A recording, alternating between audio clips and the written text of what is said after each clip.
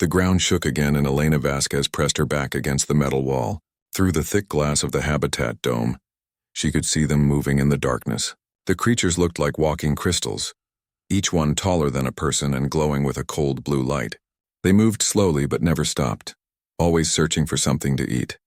Elena wiped sweat from her face and checked her watch. It had been 3 days since the first one came up from the deep mining shaft. 3 days since everything went wrong. New Harvest Colony had been a quiet place before this happened. 800 people lived here on Kepler 4042b, mining rare metals and sending them back to Earth. The planet was far from any major trade routes, which made it safe from pirates and wars. At least that's what everyone thought. The creatures had come from deep underground, deeper than any human had ever dug. The miners called them devourers because they ate metal and technology. They would grab a mining robot or a vehicle and somehow absorb it into their crystal bodies. Each time they ate something, they got a little bigger and a little smarter. Commander Vasquez called Dr. Sarah Kim from across the dome. "I've got the radio working again." Elena hurried over to where Dr. Kim sat surrounded by wires and broken equipment. The young scientist had been working for hours to fix their communications array after the creatures destroyed most of their technology. "How much power do we have?" Elena asked. "Maybe enough for one long transmission," Dr. Kim said. "After that, we'll be running on emergency power only." Elena looked around the dome. 400 people sat in small groups sharing food and water. These were the survivors, the ones who made it to the main habitat when the attack started. The dome's shields could keep the creatures out for now, but not forever. Children sat close to their parents, trying not to cry. The adults whispered to each other, but Elena could see the fear in their eyes. Everyone knew they were trapped. The nearest human colony was months away, and their transport ships had been destroyed in the first attack. "Can you reach Earth?" Elena asked. Dr. Kim shook her head. "Not directly, but I can send a broad-spectrum signal. If anyone in this part of the galaxy is listening, they'll hear it." "Anyone?" Elena thought about this. "You mean alien species too?" "Yes, the hegemony, the republic, the collective. Anyone with radio equipment." Elena had never met an alien, but she knew about the major powers in this part of space. Most of them barely tolerated humans. Earth was still new to galactic politics, and humans didn't have many friends out here. Through the glass, Elena watched one of the creatures pick up a broken transport vehicle. The crystal being held the metal in its hands, and slowly, the vehicle began to dissolve. The creature's body glowed brighter as it absorbed the material. "They're getting stronger," said Tom Martinez, the colony's security chief. He stood next to Elena with a plasma rifle in his hands. "My weapons barely scratch them now." "How many do you count?" Elena asked. "At least 50, maybe more. They keep coming up from the mining tunnels." Elena made her decision. "Dr. Kim, send the message. Send it to everyone." Dr. Kim's fingers moved quickly over the controls. "What should I say?" Elena thought for a moment.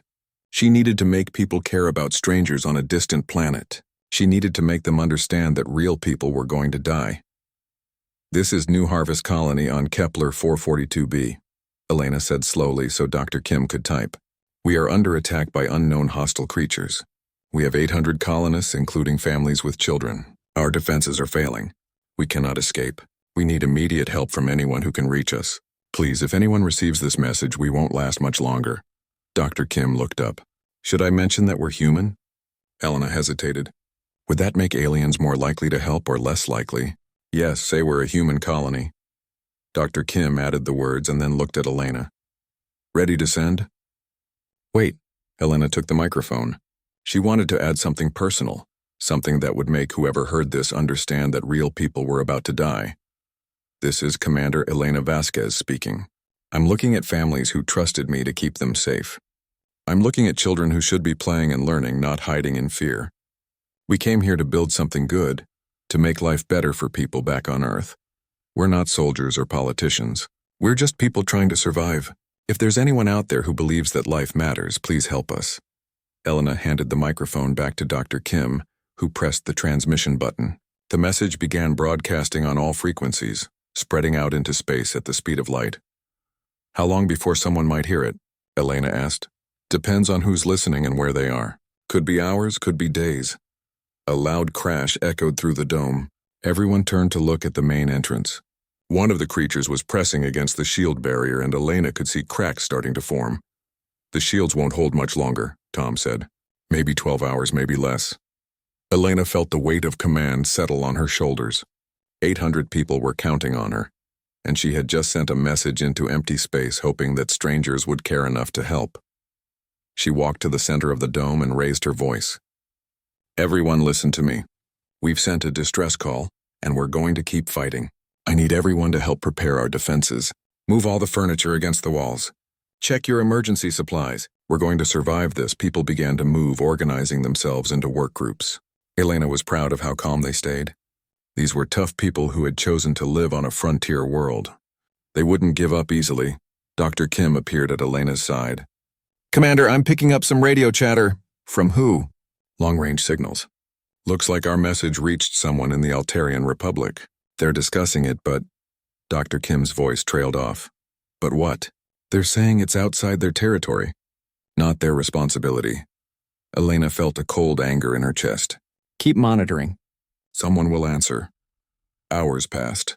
More alien communications mentioned their distress call, but always with the same result. Too far away. Too dangerous. Not our problem. The shield cracks grew larger.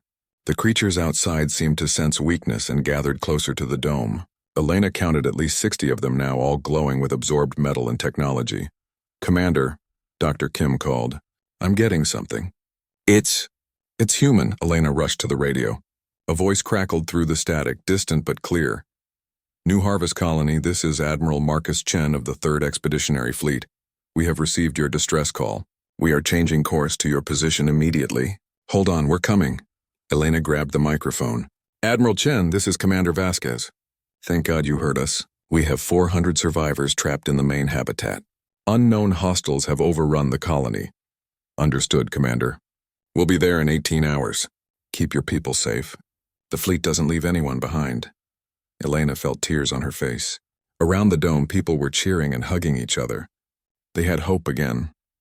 Outside, the creatures continued their slow advance, but Elena no longer felt helpless. Somewhere in space, human ships were racing toward them. Her people were coming home. Admiral Marcus Chen stood on the bridge of the UES Indomitable, staring at the star chart displayed on the main screen. The 3rd Expeditionary Fleet moved through hyperspace in perfect formation around his flagship. 12 ships in total, 4 heavy cruisers, 6 destroyers, and 2 support vessels. It wasn't the largest fleet in human space, but it was one of the best. Admiral, called Lieutenant Commander Sarah Torres from the communications station. We're receiving a broad-spectrum distress call. Put it through, Chen said, settling into his command chair. The voice that came through the speakers was tired and desperate.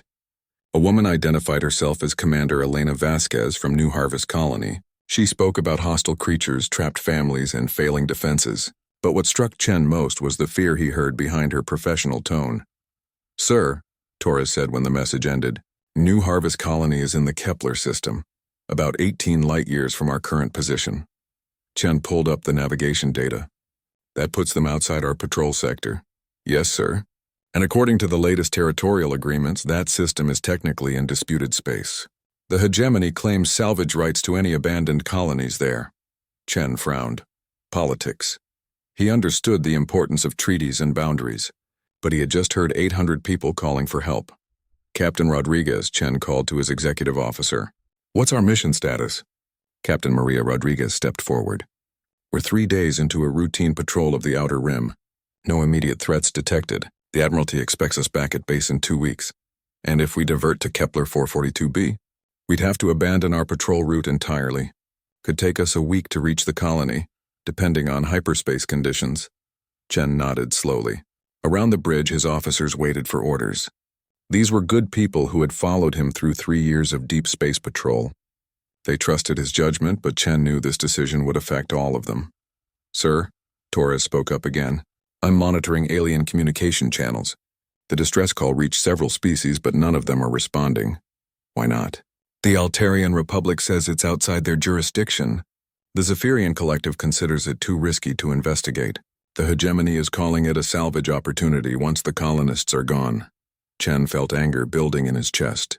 He had served in the fleet for 20 years, and he had seen how other species treated human colonies. To most aliens, humans were newcomers who didn't deserve the same consideration as established civilizations. Captain Rodriguez, Chen said, Call a senior staff meeting. Department heads only. 10 minutes later, Chen sat in the conference room with his 5 most trusted officers. Captain Rodriguez sat to his right, her dark eyes serious. Commander John Park, the chief engineer, drummed his fingers on the table. Dr. Lisa Chang, the fleet medical officer, reviewed the distress call data on her tablet. Commander David Kim, the tactical officer, studied star charts. Colonel Sarah Morrison, leader of the fleet's Marines, cleaned her sidearm with practiced motions. Opinions, Chen said simply. It's not our sector, Rodriguez said immediately. If we abandon our patrol to chase after every distress call, we'll be in violation of our orders. 800 people, Dr. Chang said quietly. Including children. 800 people who chose to live outside protected space, Rodriguez countered. They knew the risks. Commander Park looked up from his tablet. The engineering reports are interesting. These creatures that attack them, they eat technology, metal, electronics, power sources. That's not normal biological behavior. Your point? Chen asked. If these things spread to other colonies or if they find a way off planet, we could be looking at a much bigger problem. Colonel Morrison stopped cleaning her weapon. How good are the colony's defenses? Minimal, Commander Kim answered. Mining colonies usually have basic security systems and maybe a few armed guards. Nothing designed to handle a real threat. So they're helpless, Morrison said. Essentially, yes. Chen leaned back in his chair. What about the diplomatic angle? If we intervene in disputed space, what's the blowback? Rodriguez consulted her notes. The hegemony will file a formal complaint. They might restrict human access to some trade routes. The other species will see it as typical human aggression.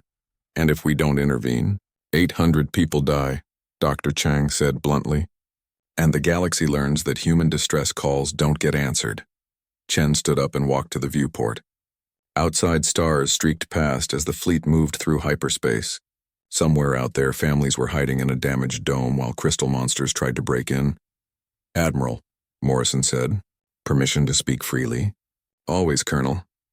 I didn't join the fleet to watch people die while we follow bureaucratic procedures. These creatures attacked without warning, without provocation. They're threatening civilians. In my book, that makes them the enemy. Commander Kim nodded. The tactical situation is unclear, but our ships are designed for combat operations. We can handle unknown hostiles. Dr. Chang spoke next. From a medical standpoint, we need to consider the psychological impact. If we abandon these people, what does that do to morale in other colonies? What does it say about our values? Chen turned back to his officers. Captain Rodriguez, you're the voice of caution here. Make your best argument, Rodriguez stood up. Sir, we have a responsibility to follow orders and maintain diplomatic stability. If we start responding to every crisis outside our territory, we'll be spread too thin to protect our own people. Other species will see us as expansionist and aggressive. Valid points, Chen said. But let me ask you something. If your family was trapped on that colony, what would you want the fleet to do? Rodriguez was quiet for a long moment. I'd want them to come, sir. But personal feelings can't drive military decisions. Chen nodded. You're right. But sometimes military decisions reveal who we are as people. He looked around the table. I'm going to ask each of you for a simple vote. Do we respond to the distress call? Morrison raised her hand immediately. Yes, Dr. Chang followed. Yes, Commander Park hesitated, then raised his hand. Yes, Commander Kim looked at his tactical data one more time. Yes, sir. All eyes turned to Rodriguez. She stared at the table for several seconds, then slowly raised her hand. Yes, Admiral. God help us, but yes. Chen felt a weight lift from his shoulders. Thank you all. Captain Rodriguez, set course for Kepler 442b. Maximum hyperspace velocity. Sir, that will put stress on the engines. Commander Park? We can handle it, Admiral. The engines can take the strain. Chen activated the ship-wide communication system. All hands, this is the Admiral. We have received a distress call from New Harvest Colony. 800 civilians are under attack by hostile forces. We are changing course to render assistance. This is what we trained for. This is why we're out here. When people call for help, the fleet answers. All departments prepare for combat operations. As his officers filed out to prepare their departments, Chen remained in the conference room. Through the viewport, the stars continued their endless dance. In 18 hours, they would drop out of hyperspace above Kepler 442b. He had no idea what they would find there, but he knew they would face it together. Chen thought about the woman on the radio, Commander Vasquez. She had trusted strangers to care about people she would never meet. In a galaxy where most species looked out only for themselves, humans still believed in helping others. Maybe that made them naive. Maybe it made them dangerous. But Chen knew it also made them human. The Indomitable shuddered slightly as the navigation systems adjusted course. Around the flagship, 11 other ships followed without question. The third expeditionary fleet was going to war, and Chen had never been more proud of his people. The third expeditionary fleet dropped out of hyperspace at the edge of the Kepler 442 system. Admiral Chen stood on the bridge of the Indomitable, watching the tactical display as his ship spread into combat formation. "Report," Chen ordered. "Sensors are scanning the planet now," Commander Kim said from the tactical station. "I'm detecting the colony, but something's wrong with the readings." "Explain." "The entire settlement appears to be covered by some kind of crystalline structure. Energy signatures are off the charts." On the main screen, Kepler 442b appeared as a brown and green world with 2 small moons. But even from this distance, Chen could see an unnatural blue glow on the planet's surface where New Harvest Colony should be. "Communications," Chen called. "Are you picking up the colony signal?" Lieutenant Commander Torres worked frantically at her station. "Nothing on their emergency frequency, sir. But I'm detecting a very weak signal from inside that crystal formation. Can you boost it?" "Working on it now." Torres adjusted her controls and static filled the bridge speakers. Slowly, a voice emerged from the noise. "This is Commander Vasquez. Anyone out there, please respond. We're still alive, but the dome is failing. Maybe 6 hours left before the shields collapse completely." Chen grabbed his microphone. "Commander Vasquez, this is Admiral Chen. The third fleet has arrived. We can see your position. What's your tactical situation?" The relief in Vasquez's voice was obvious. "Admiral, thank God. We have 412 survivors in the main habitat dome. The creatures have built some kind of hive around us. They're constantly testing our shields, looking for weak spots." Commander Kim looked up from his sensors. "Admiral, I'm counting at least 200 of these creatures on the surface. They're big, sir. Individual targets are showing up as 12 to 15 feet tall. Have they detected our arrival?" "Unknown. They don't appear to have any space-based assets," Chen thought quickly. His fleet could bombard the surface from orbit, but with civilians so close to the target area, the risk was too high. "Colonel Morrison," Chen called over the intercom. "Report to the bridge." 2 minutes later, Colonel Sarah Morrison arrived with her tactical gear already strapped on. "Admiral, my Marines are ready for deployment. What do you need for a ground assault?" Morrison studied the tactical display. "It's going to be ugly, sir. Those crystal formations provide natural cover for the hostiles. We'll need to go in hard and fast, establish a perimeter around the colony dome, then work our way outward." "Casualties?" "Unknown. We don't know what these creatures can do in a fight. But my people are ready," Chen nodded. "Do it. All ships will provide orbital fire support. Priority is protecting the civilians." Morrison headed for the launch bays while Chen addressed his fleet. "All ships, this is the Admiral. We have 400 civilians trapped on the surface. The enemy force is larger than expected, but we've faced worse odds. Remember your training and bring our people home." The first wave of dropships launched 30 minutes later. 12 armored transports, each carrying 20 Marines, streaked toward the planet's surface. Chen watched from the bridge as his people descended into unknown danger. "Contact," reported the lead dropship pilot. "The creatures are moving toward our landing zone. They're fast for their size." Through the tactical feed, Chen watched the first engagement. The crystal creatures moved with surprising speed, their bodies glowing brighter as they absorbed energy from the Marines' weapons. Standard pulse rifles barely slowed them down. "Switch to plasma charges," Morrison ordered over the radio. "Concentrate fire on single targets." The change in tactics worked.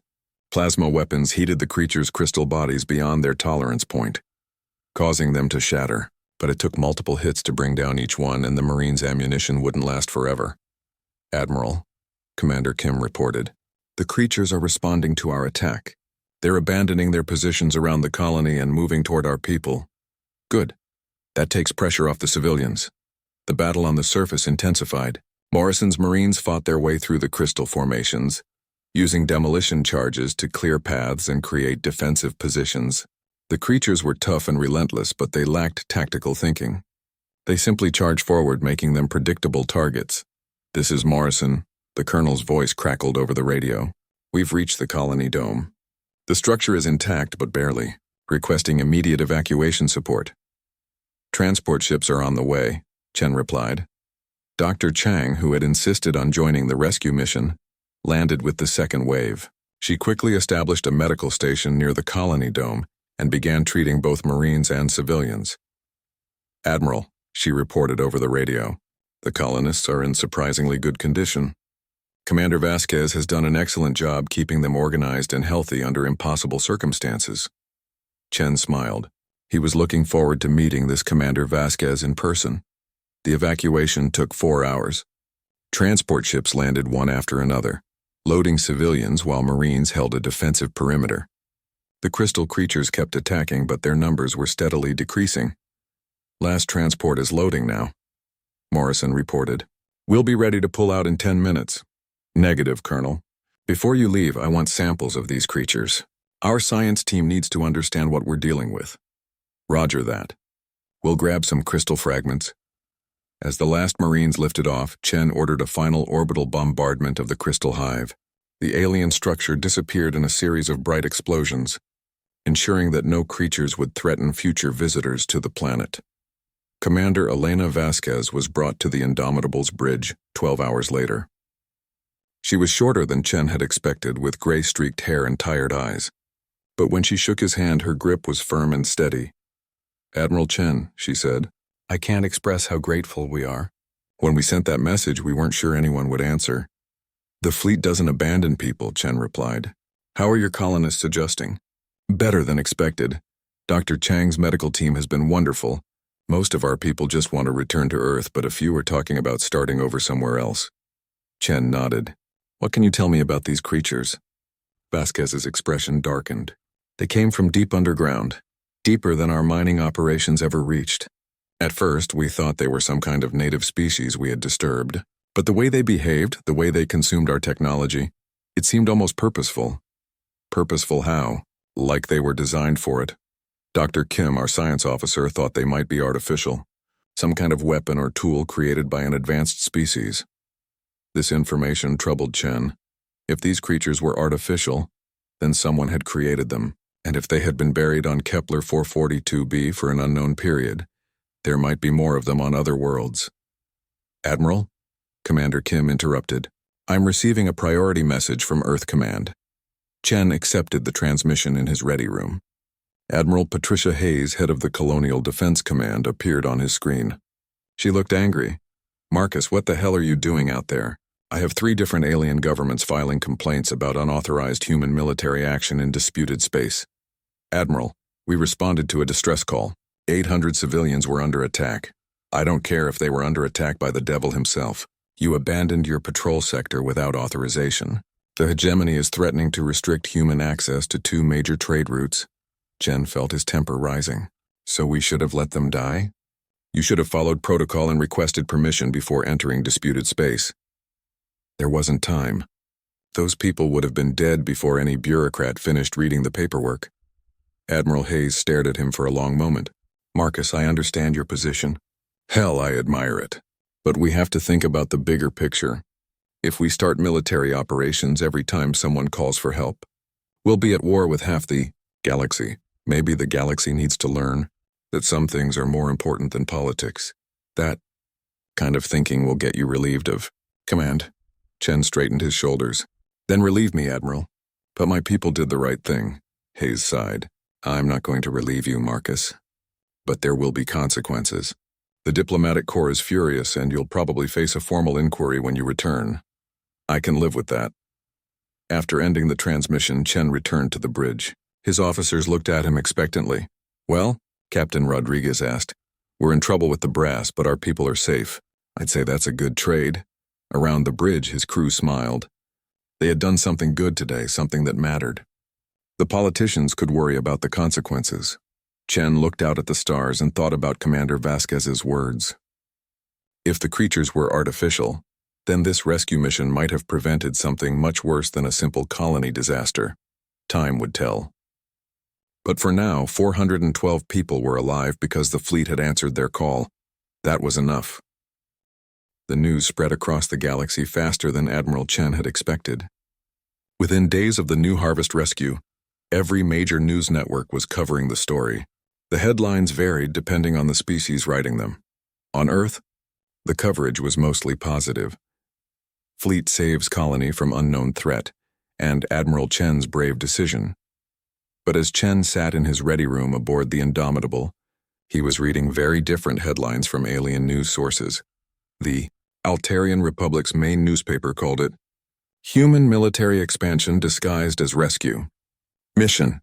The Hegemony's official statement described it as dangerous, precedent of cross-border intervention. Even worse, the Zephyrian Collective's scientific journal published an analysis titled Human Aggression Patterns, a Study in Manufactured Justification.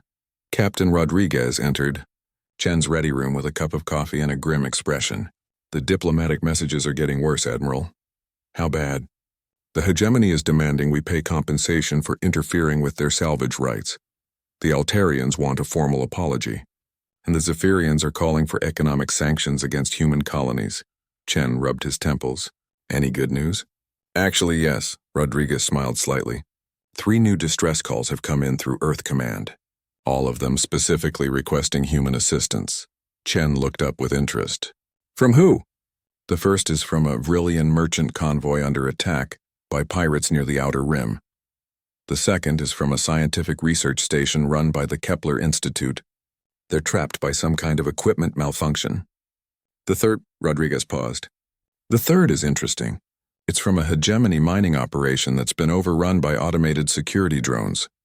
The hegemony is asking humans for help while demanding compensation from us. It seems their government and their mining companies don't always communicate.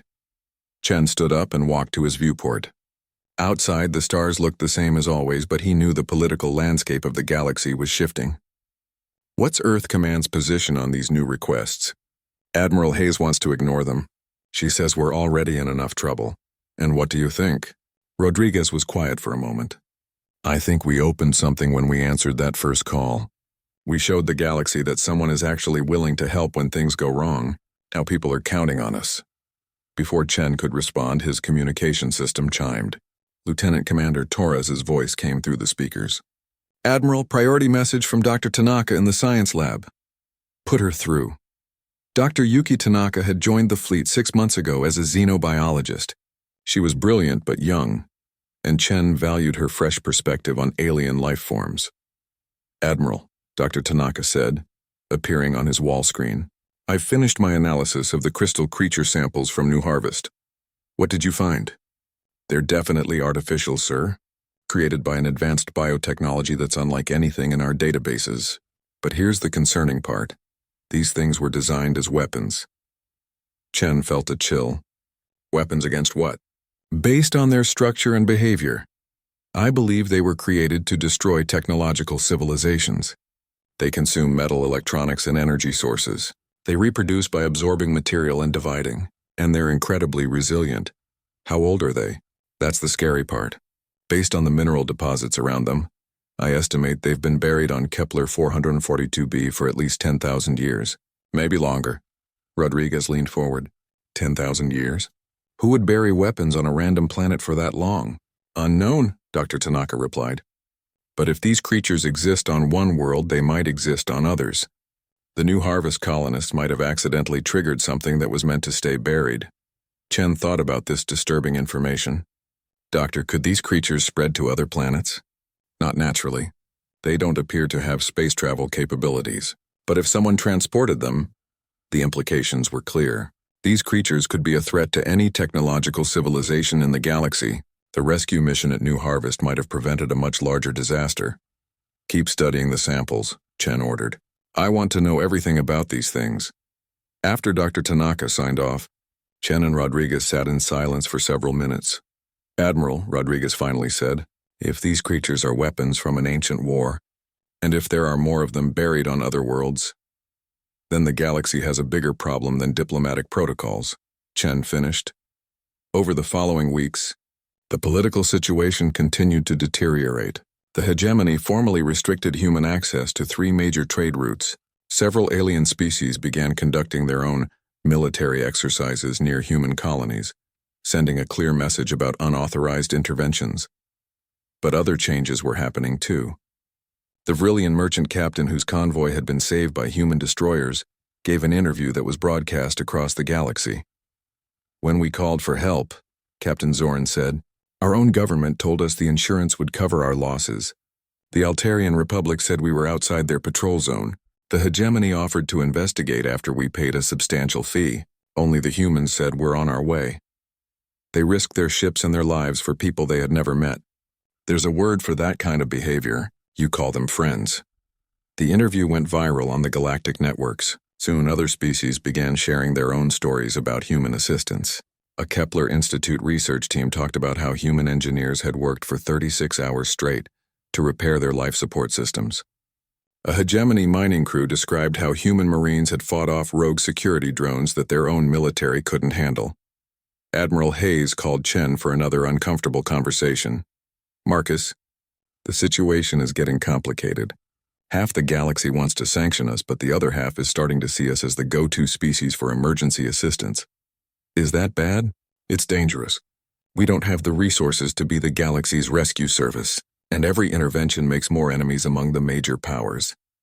Chen thought about Dr. Tanaka's research. "Admiral, what if I told you that the New Harvest rescue prevented something much worse than a simple colony disaster?" "I'd say you're grasping for justification." Chen explained about the crystal creatures, their artificial origin, and their potential as weapons. Hayes listened without interrupting. "You're saying these things could threaten any technological civilization?" "That's exactly what I'm saying. And if there are more of them buried on other worlds, then someone needs to be ready to respond quickly when they're discovered. Someone meaning humans, someone meaning whoever is willing to help instead of arguing about jurisdiction and paperwork." Hayes was quiet for a long time. "Marcus, I'm going to share your information with the intelligence community. If these creatures represent a real threat, it changes everything. And in the meantime, try not to start any more wars while you're saving people." Chen smiled. "I'll do my best, Admiral." After the call ended, Chen walked to the bridge. His crew was monitoring 3 different crisis situations across the galaxy. The Vrillian convoy had been saved, but 2 more emergency calls had come in during the past hour. Commander Kim looked up from his tactical station.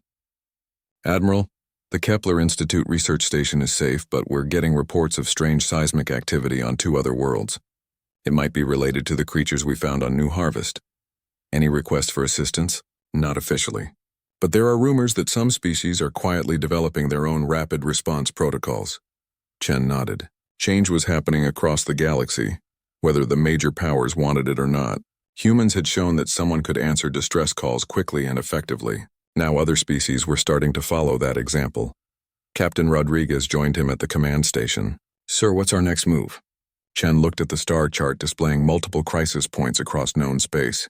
"We keep doing what we're doing, Captain. When someone calls for help, we answer. Even if it makes more enemies, especially then, because if Dr. Tanaka is right about those creatures, we're going to need all the friends we can get." The Indomitable changed course toward the newest emergency signal, and the 3rd Expeditionary Fleet followed without question. Behind them, across the galaxy, other species watched and slowly began to understand that the rules of space were changing. Someone had decided that helping others was more important than politics, and that someone was human. 6 months after the New Harvest rescue, Admiral Marcus Chen stood before the Galactic Council on the neutral station of Harmony Point. The massive chamber held representatives from 47 different species, and most of them were staring at him with expressions ranging from curiosity to outright hostility. The hegemony's representative, a tall insectoid creature named Thex-9, stood at the speaker's platform. "Admiral Chen, your unauthorized military actions have destabilized this entire sector. 3 separate conflicts have erupted because other species are now conducting their own rescue missions." Chen remained calm. He had expected this accusation. Conflicts that saved lives, Counselor Thex-9. The Altarian Republic's rapid response to the Tau Ceti crisis prevented the loss of an entire research colony. That operation violated 2 separate territorial agreements. Thex-9 replied, "Just as your intervention at New Harvest violated our salvage claims." The Zephyrian representative, a floating jellyfish-like being, pulsed with agitated colors. The humans have introduced chaos into established protocols. Their emotional responses override logical diplomatic procedures. Chen stepped forward. With respect, Counselor, 800 people are alive today because we chose emotion over procedure. Sometimes logic needs to be tempered with compassion. A ripple of conversation passed through the chamber. The smaller species seemed more supportive of Chen's words, while the major powers remained hostile. The Altarian Republic's ambassador, a bird-like creature with brilliant blue feathers, spoke next. While we appreciate the Admiral's intentions, we must consider the broader implications. If every species begins conducting military operations based on emotional appeals, we risk returning to the chaos of the war cycles. Chen had prepared for this moment. Counselors, before you make your final judgment, I ask you to consider new information that has come to light. He gestured to Dr. Tanaka, who stood at the back of the chamber. She had spent months studying the crystal creatures and had made disturbing discoveries. Dr. Tanaka has been analyzing the hostile entities we encountered at New Harvest. Her findings suggest that our rescue mission prevented something far worse than a simple colony disaster. Dr. Tanaka stepped forward nervously. Speaking before the Galactic Council was intimidating, but her research was too important to keep secret. Honorable counselors, she began, the creatures that attacked New Harvest Colony were not natural life forms. They were artificial weapons, created by an unknown civilization approximately 12,000 years ago. Murmurs of surprise filled the chamber. Even the hostile representatives seemed interested in this revelation. These entities were designed specifically to destroy technological civilizations. They consume metal, electronics, and energy sources. They reproduce by absorbing material and dividing. Most importantly, they appear to have been buried on multiple worlds throughout this region of space. The chamber erupted in alarmed conversations. Thex9's insectoid features showed clear agitation. Are you suggesting these weapons pose a threat to hegemony worlds? I'm suggesting they pose a threat to any technological civilization that might accidentally disturb their burial sites, Dr. Tanaka replied. We've identified seismic signatures on 14 different planets that match the patterns found on Kepler 442b. The Zephyrian representative pulsed with concerned colors. How long before these weapons might be accidentally activated? Unknown. It depends on mining operations, construction projects, or natural geological activity. But when they are activated, they spread quickly. Our models suggest that without immediate intervention, they could consume an entire colony's infrastructure within days. Chen took the floor again. This is why rapid response matters, counselors. When these creatures emerge, there's no time for committee meetings or territorial negotiations. People need help immediately. For the first time since the session began, the chamber was completely silent. Chen could see the council members processing this information and its implications. The representative from the Kepler Institute, a humanoid with gray skin and large eyes, stood up. Admiral Chen, the Institute formally thanks the 3rd Expeditionary Fleet for their assistance with our research station crisis. Without human intervention, 43 of our scientists would have died from life support failure. A Vrillian delegate spoke next. The Merchant Guild also acknowledges human assistance. Captain Zoran's convoy would have been destroyed by pirates if the human destroyers had not responded to our distress call. More voices joined in. Species after species described situations where human forces had provided crucial assistance when their own governments could not or would not help. Thex9 raised a clawed hand for silence. While we acknowledge these positive outcomes, the hegemony maintains that military actions must follow established protocols. Even when following those protocols means people die? Asked the Altarian ambassador. Acceptable losses are preferable to galactic chaos, Thex9 replied coldly. The chamber erupted in angry voices. Representatives shouted at each other in dozens of different languages. Chen watched the chaos and realized that something important was happening. The galaxy was being forced to choose between cold efficiency and moral responsibility. The council president, an ancient crystalline being named Resonance of Truth, called for order. Counselors, we must reach a decision regarding human military activities. If I may, Chen said, I'd like to suggest a compromise. The chamber quieted. Chen had everyone's attention. The 3rd Fleet has developed protocols for rapid emergency response. We call it the 3rd Fleet Protocol. When a distress call is received, ships respond immediately if they have the capability to help. No committee meetings, no territorial negotiations, no bureaucratic delays. Just help for people who need it. Interesting, said the Altarian ambassador. What would prevent abuse of such a system? Simple rules. Emergency status must be genuine and immediate. Responders cannot claim territory or resources. All rescue operations are purely humanitarian. And most importantly, any species can adopt these protocols and begin their own rapid response operations. The Vrillian delegate stood up. The Merchant Guild would support such protocols. Our ships travel throughout this region, and we could provide assistance to anyone in distress. The Kepler Institute agrees, said their representative. Our research vessels encounter emergencies regularly. Formal protocols would help us respond more effectively. Even some of the smaller hegemony colonies began voicing support. Chen realized that the major governments might oppose this idea, but individual groups were seeing its value. Over the following hours, the council debated the proposal. The major powers remained largely opposed, but a growing coalition of smaller species and organizations supported the Third Fleet Protocol. Finally, Resonance of Truth called for a vote. The results were closer than Chen had expected. 26 in favor, 18 opposed with 3 abstentions. The proposal passes, Resonance of Truth announced. The Third Fleet Protocol is now recognized as a legitimate emergency response framework. Any species or organization may adopt these protocols without penalty. Thex 9 stood up angrily. The hegemony will not recognize unauthorized military operations regardless of this vote. That is your choice, Counselor, Chen replied. But when your people are in trouble, I hope you'll reconsider. 3 months later, Chen stood on the bridge of the Indomitable, watching as a hegemony distress signal appeared on their communications board. A research station in the Vega system was reporting massive equipment failures and life support problems. Admiral, Lieutenant Commander Torres said, the hegemony fleet is 6 hours away. The research station has maybe 2 hours of life support remaining. Chen didn't hesitate. All ships set course for Vega system. Maximum burn. Captain Rodriguez looked concerned. Sir, this could cause a major diplomatic incident. The hegemony explicitly rejected the Third Fleet Protocol. The hegemony government rejected it, Chen corrected. Those researchers didn't get a vote. 90 minutes later, human ships arrived at the hegemony research station. Marine engineers worked frantically to repair the failing life support systems, while fleet medical personnel treated injured researchers. When the hegemony fleet finally arrived, they found their people safe and their station operational.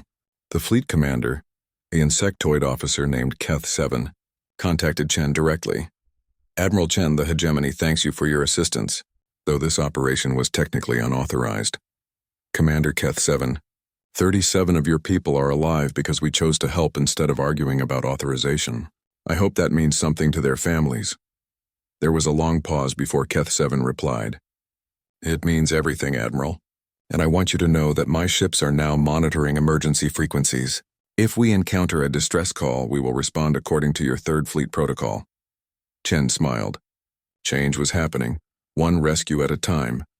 Over the following year, the Third Fleet Protocol spread throughout the galaxy. The Altarian Republic formally adopted it.